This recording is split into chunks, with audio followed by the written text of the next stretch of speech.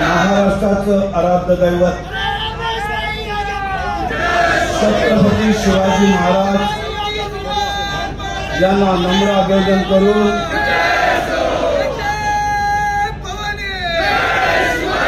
भारतीय घटनेचे शिल्पकार विजय महाराष्ट्राचं आराध्य दैवत छत्रपती शिवाजी महाराज यांना नम्र अभिवादन करून हिंदू हृदय सम्राट सरसेनापती माननीय बाळासाहेब ठाकरे यांना मानाचा मुद्रा करून शिवसेनेचे पक्षप्रमुख महाराष्ट्र राज्याचे तुम्हा सर्वांचे लाडके माजी मुख्यमंत्री सन्माननीय उद्धवसाहेब ठाकरे यांना मानाचा मुद्रा करून युवा सेना नेते शिवसेना नेते आदित्यजी ठाकरे यांना मानाचा मुद्रा करून आज या ठिकाणी इंडियाची बैठक आपण म्हणूया सर्वांनी महाविकास आघाडी ज्याची या ठिकाणी सन्माननीय महाविकास आघाडीचे लोकप्रिय उमेदवार संजय भाऊ पाटील यांच्या प्रचारार्थ या ठिकाणी महाविकास आघाडीची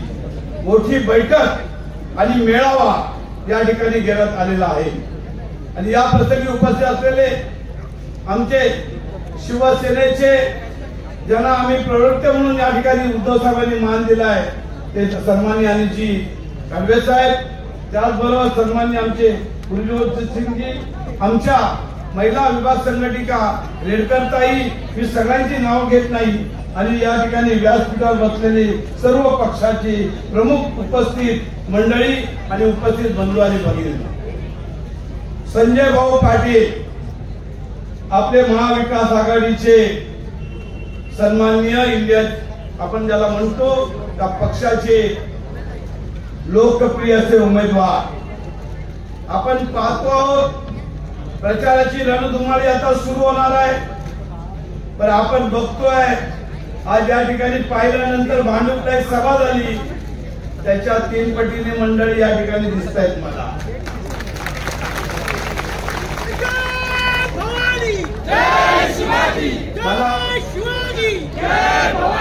मी कोणाची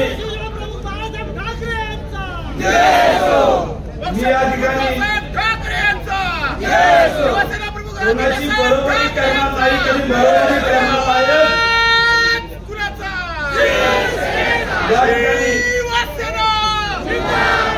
कोणाची बरोबरी करणार नाही कारण बरोबरी करणार लायक आमच्या संजय भाऊ पाटीलच्या उमेदवारासमोर कोणता उमेदवारच नाहीये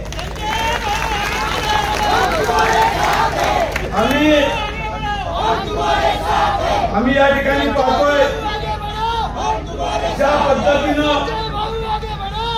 संजय भाऊ पाटील हे मशाल हातामध्ये घेऊन एक शिवसेना असो महाविकास आघाडीचे उमेदवार म्हणून या ठिकाणी ईशान्य मुंबईचे त्या ठिकाणी उमेदवार म्हणून प्रचाराला रणधुमाळी सुरू झालेली आहे अनेक बैठका या ठिकाणी होत आहेत आज त्या ठिकाणी काँग्रेस पक्षाची देखील बैठक आहे आमच्या वर्षाताई गायकवाड यांची बैठक घाटकोपरला चालू आहे त्यामुळे काँग्रेसचे काही पदाधिकारी या ठिकाणी त्या बैठकीला गेलेले आहेत या स्टेजवर पाहिल्यानंतर इंडिया अलायन्सचे सगळे पक्ष या स्टेजवरती आम्हाला दिसतोय हा भांडूपचा आमचा अभिमान आहे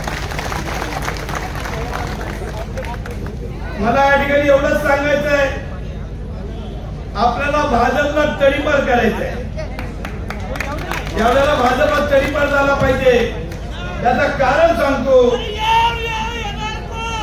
आपल्याला जी आश्वासनं दिलेली होती त्या आश्वासनांची पूर्तता काय झालेली नाही 2 कोटी नोकऱ्या या ठिकाणी दर वर्षाला मिळणार आणि आम्ही ते करून दाखवणार ही भूमिका झाली आहे का अरे 2000 रुपये बेकार वाढले आहेत नोकऱ्या द्यायचं तो सोडूनच द्या तुम्ही आज तरुण सुशिक्षित वर्ग जो या ठिकाणी इंजिनिअरिंग होतोय ग्रॅज्युएट होतोय वैज्ञानिक होतोय तो सगळा बेकार आहे.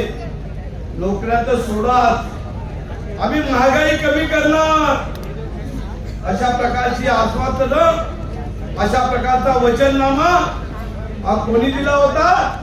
भारतीय जनता पार्टीच्या पक्षाने दिला होता. त्याची पूर्तता झाली का? महागाई उलटी वाढत चालली.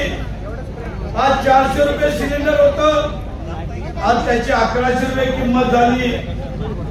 आज अनेक प्रकारचे मागे पेट्रोल डिझेलचे भाव 56 रुपये होता, आज 100 ते 108च्या घरामध्ये गेले. महागाई कोणती कमी झालेली? काहीतरी फेकायचं म्हणून फेकताय दिल्लीतून, पण आता ही जनता, मुंबईची जनता या ठिकाणी गप्प बसणार नाही. मी आपल्याला विनंती करणार आहे, मला महाराष्ट्राबद्दल अभिमान आहे. या ठिकाणी बसलेला सर्व पक्षाला असणार आणि तो असलाच पाहिजे. कारण मी पहिला महाराष्ट्रीयन आहे, मी मुंबईकर आहे, मी भांडुपकर आहे. त्याचा मला अभिमान असला पाहिजे, त्याचा मला अभिमान.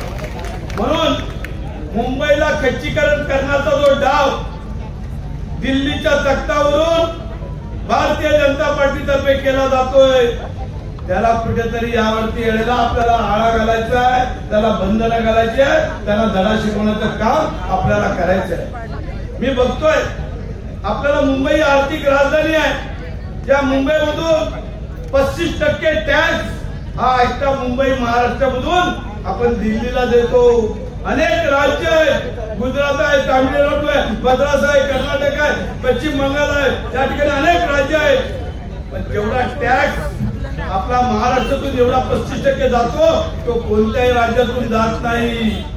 पण मुंबईला खच्चीकरण करण्याचा डाव, मुंबई केंद्रशासित करण्याचा डाव हा केंद्रातून सुरू आहे. त्याला कुठेतरी आपण आणून पाडला पाहिजे. हा डाव साध्य करायला दिला नाही पाहिजे. मला आठवते पॉस्कॉन सारखा प्रकल्प आला होता, 1.5 लाख तरुणांना या ठिकाणी नोकऱ्या लागणार होत्या. या ठिकाणी एअर इंडियाचं मुख्यालय होतं, म्हणजे आपली शान होती मुंबईची. ते मुख्यालय अदानीने गुजरातला घेऊन गेले. एअर इंडियाचं मुख्यालय गुजरातला गेलं. या ठिकाणी रिझर्व्ह बँकेचं मुख्यालय आपल्या विटीला होतं, ते देखील कुठे नेलं तर ते दिल्लीला नेलं. एवढंच नव्हे, माझ्या भगिनी, माता भगिनी या ठिकाणी डायमंड मार्केटला कामाला जायच्या. एक मुख्य डायमंड मार्केट, एक नावाजलेलं डायमंड मार्केट या इंडियामधलं कुठे होतं तर ते मुंबईला होतं. अनेक माता भगिनी माझ्या त्या ठिकाणी कामाला होत्या. परंतु ते डायमंड मार्केट कुठे नेलं? त्या डायमंड मार्केट मधून महाराष्ट्राला 17,000 करोड वर्षाला टॅक्स मिळायचा. 17,000 करोड ते टॅक्स घेऊन कुठे गेले? डायमंड मार्केट गुजरातला नेलं. लक्षात घ्या. या ठिकाणी मोठं स्टेडियम बांधण्यात आलं. आणि आमच्याकडे पण मोठं स्टेडियम बांधण्याला जागा आहे. आपण मोठं स्टेडियम बांधलं गेलं, वर्ल्ड कपची मॅच त्या ठिकाणी घेतली गेली. ती नेहमी कुठे व्हायची? मुंबईला व्हायची. ते हरले ना, मुंबईला कधी जिंकली असते. परंतु हे सगळं मुंबईवरून गुजरातला न्यायचं. आम्हाला गुजरात राज्याबद्दल काही द्वेष नाही आहे. या भारतामधली सगळी राज्य मोठी झाली पाहिजे. गुजरात असो, कर्नाटक असो, तामिळनाडू असो, हैदराबाद असो, कलकत्ता असो, सगळी राज्य मोठी झाली पाहिजे. माझा भारत मोठा झाला पाहिजे, आम्हाला अभिमान आहे. परंतु असं नाही की महाराष्ट्रातले उचलदंडे न्यायचे आणि बाजूच्या राज्याला मोठं करायचं. हे आम्ही कधी खपवून घेणार नाही. हे लक्षात ठेवा. कधी आम्ही मराठी बोलतो. आमच्या राज्यामध्ये या महाराष्ट्रामध्ये अनेक राज्यातून लोक आली आहेत. 15-15 वर्षाच्या वर लोक गेले आहेत. काही राज्यातली लोक या ठिकाणी गुजराती असो, मद्रासी असो, कर्नाटक असो, बंगाली असो, अनेक राज्यातली लोक या ठिकाणी आली. पिढ्यानपिढ्या इथे राहिली. त्यांना मी मुंबईकर समजतो, त्यांना मी महाराष्ट्रीयन समजतो. त्यांना देखील महाराष्ट्राबद्दल अभिमान वाटला. आज गुजराती मंडळी आहेत ना आमची. आज त्यांना मोठं कोणी केलंय? या महाराष्ट्राने केलं, मुंबईने केलं. पिढ्यानपिढ्या या ठिकाणी ती गुजराती लोक, मद्रासी लोक, कलकत्ता लोक सगळी राहत आहेत ना. त्यांना देखील अभिमान वाटला पाहिजे महाराष्ट्राचा. त्या महाराष्ट्राने मुंबईने मला मोठं केलं. त्या महाराष्ट्राने मुंबईने मला उचलदंडे दिलं. त्यांनी मात्र आपला महाराष्ट्राचा विजय झाला पाहिजे ही स्वप्न त्यांनी बाळगली पाहिजे. कारण या ठिकाणी पहिलं आपलं घर बघितलं पाहिजे. माझा भांडूप मला प्यारा आहे, माझी मुंबई मला प्यारी आहे, माझा महाराष्ट्र प्यारा आहे आणि नंतर मला माझा भारत प्यारा आहे, हे देखील वचन या ठिकाणी राहिलं पाहिजे. म्हणून मी विनंती करतो, जी आश्वासनं कदाचित आता भरपूर आश्वासनं देते, गोळ लावते, काय काय गोष्टी करतील, मात्र त्याला बळी पडू नका. संजय भाऊ पाटील एक असं व्यक्तिमत्व आहे या भांडूप मध्ये, या ईशान्य मुंबईमध्ये ते पाटील कुटुंब, दिनाबाबा पाटील अतिशय महत्वाचं कुटुंब या भांडूप मध्ये आहे. त्यांनी समाजकार्याचा वसा घेऊन, राजकारणाचा वसा घेऊन कुठेतरी आपण चांगलं केलं पाहिजे, कुठेतरी काहीतरी आपण देणं लागतो ही भूमिका घेऊन अनेक वर्षापासून त्या ठिकाणी काम करतायत. मला आठवते दिनाबाबा पाटील असतील, आमच्या मनोरमाताई पाटील असतील, आमचे संजय भाऊ पाटील असतील, आमदार झाले, खासदार झाले, कधी आमदार होते, कधी खासदार होते, पण कधी नव्हते, तरी पण त्यांनी त्याच प्रकारची कामं केली आणि या ठिकाणी भांडूपचा विकास केलेला आहे. आपण बघतो राजकारणात आज आहे म्हणजे देणाऱ्याने देत राहावे, घेणाऱ्याने घेत राहावे, घेता घेता देणाऱ्याचे हात घ्यावे. हे कोणाकडून शिकावं तर संजय भाऊ पाटील या कुटुंबाकडून शिकावं, हे आपल्याला चांगलं माहिती आहे. आणि म्हणून संजय भाऊ पाटीलांनी देखील त्यावेळेला लोकसभेमध्ये असतील, विधानसभेमध्ये असतील अनेक प्रश्न उपस्थित केले, अनेक विकासाच्या मार्गाने या ठिकाणी अनेक प्रश्न उपस्थित केले. आजही मोठे प्रश्न घेऊन संजय भाऊ पाटील हे या ठिकाणी लोकसभेमध्ये जाणार आहेत. आपल्याला त्याला पाठवायचं आहे, आपल्याला त्याला पाठवायचं आहे. म्हणून मी आपल्याला विनंती करतो, आता बरेच जण येथील जातील, भांडुपात शिवसेनेचा बाले किल्ला आहे. आज आपण महाविकास आघाडीतर्फे लढतोय. राष्ट्रवादी काँग्रेस असतील, म्हणजे शरद पवार गट ते पण सांगायला होतं, काँग्रेस असेल, शिवसेना असेल, उद्धव बाळासाहेब ठाकरे, मार्क्सवादी कम्युनिस्ट पार्टी असेल, आप पार्टी असेल, समाजवादी पार्टी असतील, हे सगळे आपण एकत्र झालेलो आहे. याचं कारण दिल्लीच्या तख्तावरून जो हुकुमशाही चाललेली आहे ती हुकुमशाही आपण मोडायची आहे. मला आपल्याला आठवते ही हुकुमशाही नाही आहे. आज भारतरत्न बाबासाहेब आंबेडकरांनी या ठिकाणी घटना लिहिली, ही घटना लिहिली आहे. या घटनेच्या आधारावरती आज मी या ठिकाणी आमदार म्हणून माईक पकडलेला आहे. या घटनेच्या आधारावरती पंतप्रधान असतील, राष्ट्रपती असेल, आमदार असतील, खासदार असतील, ग्रामपंचायतच्या सदस्य असेल, पंचायतीचा सदस्य असेल, हे कुठे लिहिलंय? सगळं घटनेमध्ये लिहिलेलं आहे.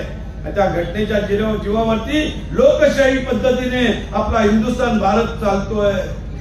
ही घटना बदलण्याचं काम कुठेतरी चाललंय. पुन्हा आपल्याला सगळ्यांना हुशार राहायचं आहे. ते 400 पार वगैरे बोलतायत ना, ते तर होणारच नाही. ते घटना पार करण्याचं स्वप्न त्यांचं आपल्याला आणून पाडायचं आहे. त्यासाठी आपल्याला सगळ्यांना एकत्र व्हायचं आहे. आणि म्हणून येणाऱ्या काळामध्ये आज आपण म्हणतो आपण आहोत आणि त्याच्या जोमाने, अतिशय ताकदीने आपल्याला संजय भाऊ पाटील त्यांना लोकसभेवरती आपल्याला खासदार म्हणून पाठवायचंय. लक्षात ठेवा, निशाणी आपली घराघरापर्यंत पोहोचली पाहिजे. मशाल निशाणी आहे, ते आपलं सगळ्यांचं काम आहे. आपण तर शिवसेनेचे मतदार आहात, महाविकास आघाडीचे मतदार आहात, परंतु आपल्याला इतरांना देखील या मशालीचं बटन दाबायला या ठिकाणी चांगल्या प्रकारे सांगितलं पाहिजे, त्यांना पटवून दिलं पाहिजे की येणाऱ्या काळामध्ये आपल्याला या ठिकाणी उद्धव बाळासाहेब ठाकरे, महाविकास आघाडी यांचाच उमेदवार आपल्याला भरघोस मताने विजय करायचा आहे. एवढं या ठिकाणी आपल्याला विनंती करतो. घाटकोपरला वर्षाताई गायकवाड यांची बैठक लावलेली आहे. त्या बैठकीला मला बोलवलेलं, मला जाणं भाग आहे. त्यामुळे मी आपल्या सगळ्यांचे आभार मानतो आणि आयोजकांनी या ठिकाणी चांगल्या प्रकारे